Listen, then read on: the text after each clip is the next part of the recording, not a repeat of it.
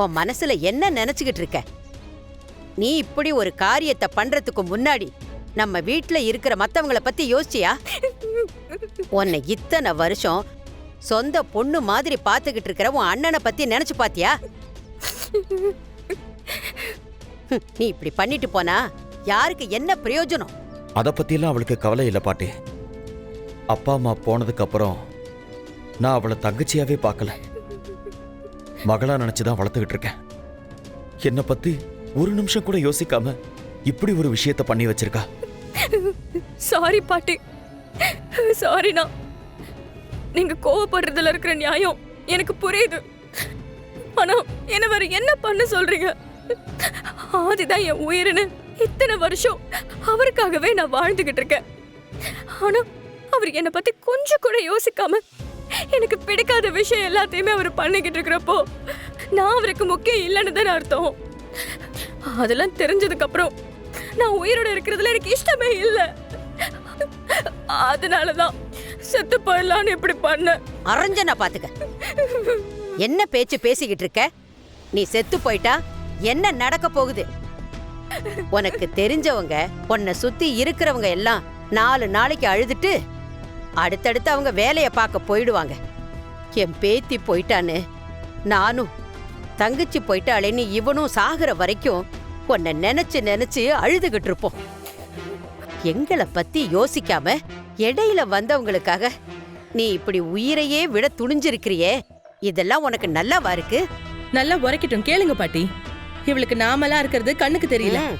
நான், நீங்க, மாமா எல்லாரும் எங்க அம்மாவோட கனவுல வந்து மாமா சொன்னதுக்காக இவளுக்கு கல்யாணம் பண்ணி வைக்கிறதுக்கு லண்டன்ல இருந்து இங்க வந்து உட்கார்ந்துட்டு இருக்கோம். ஆனா இவ நம்ம யார பத்தியும் யோசிக்காம இப்படி ஒரு பைத்தியக்காரத்தனத்தை பண்ணி வச்சிருக்கா. உங்களுக்காக ஒருத்தி உயிரையே விட துணிஞ்சிருக்கா. ஆனா நீங்க அதுக்கெல்லாம் வருத்தப்பட்ட மாதிரியே தெரியல. நீங்க இந்த மாதிரி இருந்தா இதுக்கப்புறம் கல்யாணம் எப்படி நடக்கும்? ஐயோ, பாட்டி பேசுறத பார்த்தா ஆதிக்கிட்ட சண்டை போட்டு கல்யாணத்தை நடக்க விடாம பண்ணிருவாங்க போலயே. ஐயோ, அப்படி எதுவும் தப்பா போயிடக்கூடாது. ஆதியை நான் கல்யாணம் பண்ணியே ஆகணும். அது மட்டும் நடக்காம போச்சுன்னா அதுக்கப்புறம் நான் போட்ட பிளான் எல்லாம் நாசமா போயிடும். ஆதியை நான் கல்யாணம் பண்ணிக்காம மட்டும் இருந்துடக்கூடாது. ஐயோ கடவுளே, என்ன நடந்தாலும் சரி, நான் கண்டிப்பா ஆதியை கல்யாணம் பண்ணிதான் ஆகணும். அதுக்கு இவன் பாரதியோட பொண்ணு தத்தெடுக்கிறதுல ஒரு பிரச்சனையே கிடையாது. மித்ரா, உன் பாட்டி பேசுறத பார்த்து நீ ஜர்க்காயிட்ட போல இருக்கு. அவங்க ஆதிக்கும் உனக்கும் கல்யாணத்தை நடக்க விடாம பண்ணிருவாங்கன்னு நீ நினைச்சு பதறது உன் முகத்தை பார்த்தாலே தெரியுது. விடமாட்டேன் பாரதி. யார் என்ன சொன்னாலும் நான் ஆதியை கல்யாணம் பண்ணிக்காம விடவே மாட்டேன். என்ன பாரதி, இப்படி ஒரு கேம் பிளான நீ எதிர்பார்க்கவே இல்லைல்ல? இந்த மித்ராவோட ஒவ்வொரு அசைவுக்கு பின்னாலேயும் ஒரு கணக்கு இருக்கு. நீ எந்த பக்கம் போனாலும் சரி, நான் அப்படியே பின்னாடியே வருவேன். ஒன்னொன்னா பிளான் பண்ணிக்கிட்டே இருப்பேன். இப்போ உன் கண்ணு முன்னாடியே கல்யாண டேட்டை ஃபிக்ஸ் பண்ணி காட்டுறேன், பாக்குறியா? டேய் தவக்கல, இங்க வா. என்னடா கடைசியில் இப்படி ஆயிருச்சு? ஆதி தம்பி தமிழை தத்தெடுத்ததை பார்த்ததும் எல்லாமே சரியா நடக்கும்னு நினைச்சேன். இப்படி ஆயிடுச்சாடா? பாட்டி கவலைப்படாதீங்க, இந்த அளவுக்கு நடந்தது பெரிய விஷயம். எல்லாம் நல்லதா நடக்கும். சரி, என் பேத்தி இவ்வளவு உறுதியோட இருக்கும்போது அவ ஆசைப்படுற விஷயத்த அவளுக்கு பண்ணி வைக்கிறது தான் நல்லதுன்னு தோணுது. மாப்ள, மித்ரா சொன்னதை கேட்டீங்கல்ல? அவளுக்கு நீங்க தத்தெடுத்ததுல எந்த பிரச்சனையும் இல்லை. நான் இப்பவே புரோகிதரை பார்த்து உங்க 2 பேருக்கும் கல்யாண தேதியை ஃபிக்ஸ் பண்ண போறேன். சரி வாங்க, நம்ம எல்லாரும் போலாம். வாமா. அப்புறம் பாரதி, எனக்கும் ஆதிக்கும் கல்யாண தேதியை குறிச்சாச்சு. அடுத்தது குறிச்ச தேதியில டும் டும் டும் டும் டும் கல்யாணம் தான். கேக்குறதுக்கே குலுகுலோன்னு சந்தோஷமா இருக்குல்ல? ஹே, என்ன பாரதி, எனக்கு கல்யாணம்னு சொல்ற, முகத்துல ஒரு துளி சந்தோஷத்தை கூட காட்டாம இப்படி உருன்னு வச்சிருக்க? என் முகம் எப்பவுமே இப்படிதான். மித்ரா, நீ யாருன்னு எனக்கு நல்லா தெரியும். நீ என்ன திட்டத்தோட அந்த குளத்துல குதிச்சன்னு கூட தெரியாத அளவுக்கு என்ன முட்டாளு நினைச்சிட்டியா? Wow, brilliant Bharathi. சரி, அதை விட நம்ம கதைக்குள்ள வருவோம். ம். எனக்கும் ஆதிக்கும் வர மாசம் 17ஆம் தேதி சுபயோக சுபதினத்தில் கல்யாணம் நடக்க இருக்கிறது. அது முடிஞ்சதுமே உன் ஆசை மகளை அவர்கிட்ட இருந்து கொஞ்சம் கொஞ்சமா பிரிச்சு அதுக்கப்புறம் மொத்த சொத்தையும் எங்க பேர்ல எழுதி வாங்கிட்டு நாங்க போட்ட திட்டத்தை அச்சு பிசறாம நிறைவேற்ற போறோம். ஓ மித்ரா, நீ தண்ணில தானே விழுந்த? ஆனா ஏதோ போதையில இருக்கிற மாதிரி வளவள கொழகொழன்னு பேசிட்டு இருக்க.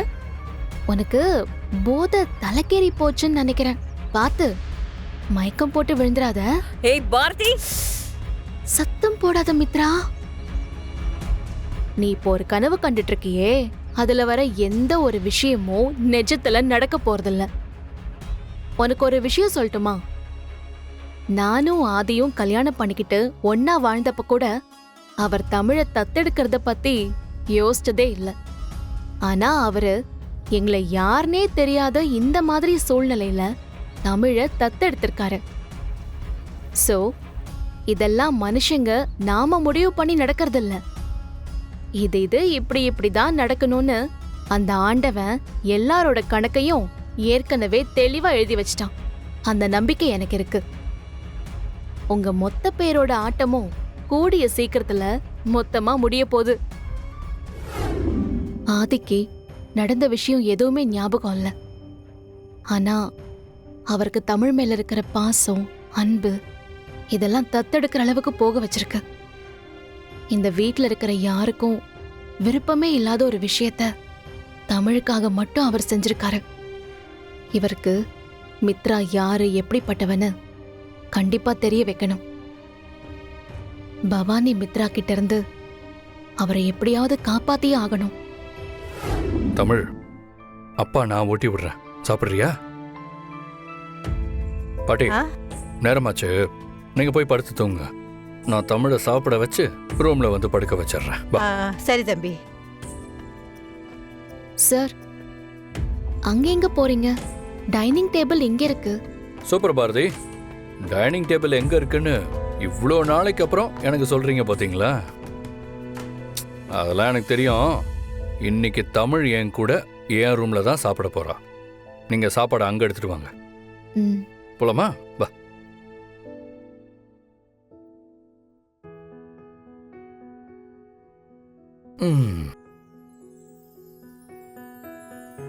இந்தாங்க. கொடுங்க.